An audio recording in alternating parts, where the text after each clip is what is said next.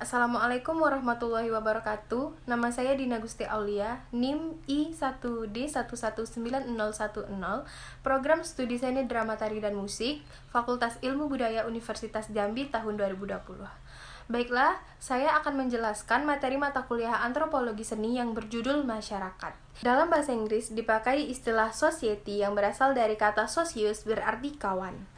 Istilah masyarakat sendiri berasal dari bahasa Arab syarokah yang berarti ikut serta dan berpartisipasi. Pembahasan pertama, kehidupan berkelompok dan definisi masyarakat. 1. Kehidupan berkelompok dalam alam binatang.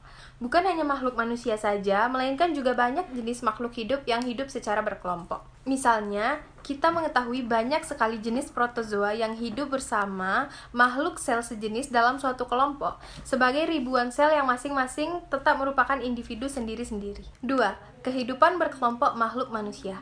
Manusia adalah jenis makhluk yang juga hidup bersama. Perubahan-perubahan yang terjadi dalam rentang waktu hidup beberapa generasi manusia tidak sama cepatnya pada generasi manusia yang satu dengan generasi manusia yang lainnya. Ada yang mengalami perubahan secara lambat yang berlangsung selama berabad-abad lamanya. Dan ada juga kelompok yang berubah sangatlah cepat. Hanya memerlukan jangka waktu 2-3 generasi saja, hanya beberapa puluh tahun. Proses perubahan yang berbeda-beda menyebabkan timbul ragam kesatuan hidup manusia yang berada di muka bumi ini. Pembahasan yang kedua, berbagai wujud kelompok manusia. Manusia di muka bumi ini berjumlah lebih dari 3 miliar dan seluruh makhluk jenis Homo sapiens itu menampakkan suatu keragaman yang disebabkan karena ciri-ciri Kaukasoid, Mongoloid, Negroid, dan beberapa ciri lain yang berbeda-beda. Di Asia Tenggara, tampak kesatuan-kesatuan manusia yang berwujud sebagai negara nasional besar kecil seperti Indonesia, Malaysia, Singapura, Papua, Filipina, Vietnam, Laos, Kamboja, Thailand, Myanmar, dan lainnya. Di Eropa Barat misalnya, tampak kesatuan-kesatuan manusia yang juga berwujud sebagai nasional besar dan kecil, seperti Inggris, Belanda, Portugis, Denmark, Jerman, dan lain-lainnya. Kesatuan-kesatuan manusia yang lebih khusus berbeda satu dengan yang lainnya. Hal ini disebabkan karena adat istiadat dan bahasa suku bangsa. Kadang-kadang juga karena agama atau kombinasi dari keduanya. Macam suku bangsa Jawa, walaupun sama adat istiadat dan bahasanya, tapi berbeda pula dengan agamanya, yaitu beragama Islam santri dan beragama Islam kejawen. Beragam kesatuan hidup manusia dalam suatu kesatuan negara nasional mempunyai wujud yang lain. Beragam wujud ini bukan disebabkan karena ada suku-suku bangsa yang berbeda-beda, melainkan karena secara horizontal ada lapisan-lapisan sosial yang berbeda-beda warga dari suatu negara dapat kita golong-golongkan, misalnya dalam golongan petani, golongan buruh, golongan pedagang, golongan pegawai, golongan bangsawan, dan lain-lainnya. Masing-masing golongan tersebut mempunyai pola-pola tingkah laku, adat istiadat, dan gaya hidup yang berbeda-beda. Pembahasan yang ketiga, unsur-unsur masyarakat. 1. Kategori sosial adalah kesatuan manusia yang berwujud karena adanya suatu ciri atau suatu kompleks ciri-ciri objektif yang dapat dikenakan kepada manusia-manusia itu. Ciri-ciri objektif itu biasanya dikenakan oleh pihak luar kategori sosial itu sendiri tanpa disadari oleh yang bersangkutan. Dengan suatu maksud praktis tertentu, misalnya dalam masyarakat suatu negara ditentukan melalui hukumnya bahwa ada kategori warga di atas 18 tahun dan kategori warga di bawah umur 18 tahun dengan maksud untuk membedakan antara warga negara yang hak pilih dan warga negara yang tidak mempunyai hak pilih dan pemilihan umum. 2. Golongan sosial. Dalam masyarakat Indonesia misalnya, ada konsep golongan pemuda. Golongan sosial ini terdiri dari manusia yang pihak luar disatukan berdasarkan atas suatu ciri, yaitu sifat muda.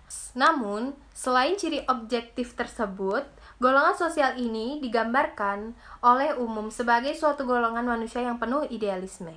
Idealisme maksudnya belum terikat oleh kewajiban-kewajiban hidup yang membebankan sehingga masih sanggup mengabdi dan berkorban kepada masyarakat atau penuh semangat dan vitalitas dan juga mempunyai daya memperbarui serta kreativitas yang besar dan sebagiannya. 3. Kelompok dan perkumpulan. Suatu kelompok atau grup juga merupakan suatu masyarakat karena memenuhi syarat-syaratnya.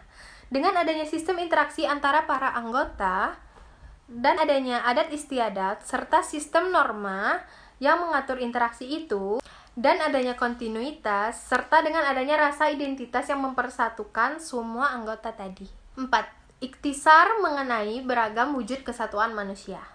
Istilah masyarakat dipakai untuk menyebut dua wujud kesatuan manusia, yaitu komunitas, yaitu yang menekankan pada aspek lokasi, hidup, dan wilayah, dan konsep kelompok. Kelompok adalah yang menekankan pada aspek organisasi dan pimpinan dari suatu kesatuan manusia. Ada 3 wujud kesatuan manusia, yaitu kerumusan, kategori sosial, dan golongan sosial. Tidak dapat disebut masyarakat. 5. Interaksi antar individu dalam masyarakat. Dalam hal menganalisis proses interaksi antara individu satu dan individu yang lain, kita harus membedakan 2 hal, yaitu komunikasi dan kontak. Kontak antara individu juga tidak hanya mungkin pada jarak dekat, misalnya berhadapan muka.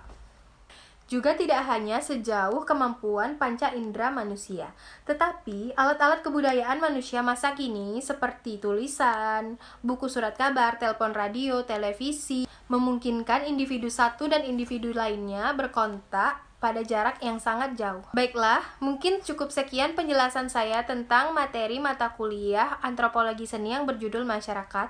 Apabila ada salah dan kekurangan, saya minta maaf. Saya akhiri, wabillahi taufik wal hidayah. Wassalamualaikum warahmatullahi wabarakatuh.